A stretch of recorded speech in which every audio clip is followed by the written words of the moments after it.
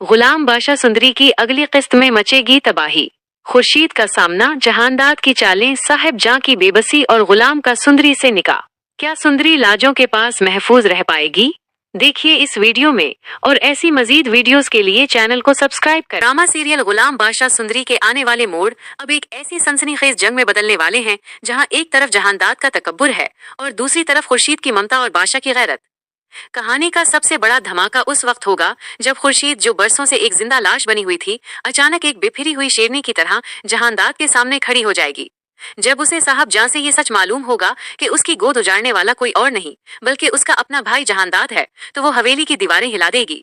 उसका जहानदाद का गिरेबान पकड़कर उसे इलाके भर में रुस्वा करने की धमकी देना ये साबित करेगा कि अब खुर्शीद को अपनी साख की नहीं बल्कि अपनी उस बेटी की फिक्र है जिसे जहानदाद ने मुर्दा करार देकर कहीं फंकवा दिया था। जहानदाद, जो हमेशा अपनी ताकत के नशे में रहा, अब पहली बार खुद को कटहरे में खड़ा पाएगा। इसका गुस्सा इस वक्त काबू से बाहर हो जाएगा जब उसे पता चलेगा कि उसके घर का भेदी यानी साहब जां ही लंका ढा रही है। साहब जां पर हाथ उठाना और उसे तलाक देने की धमकी देना जहानदाद की बौखलाहट का सबूत होगा, लेकिन उसे यह अंदाजा नहीं था कि उसका अपना बेटा बादशाह अब बदल चुका है। बादशाह का अपने बाप के सामने दीवार बनकर खड़े हो जाना और उसे अपनी मां को हाथ लगाने से रोकना इस बात का ऐलान है कि अब हवेली का निजाम बदलने वाला है। बादशाह का ये जुमला कि अगर आपने मेरी मां को तलाक दी तो मैं आपको उसी हवेली में जिंदा दफन कर दूंगा, जहानदाद के पैरों तले से जमीन निकाल देगा।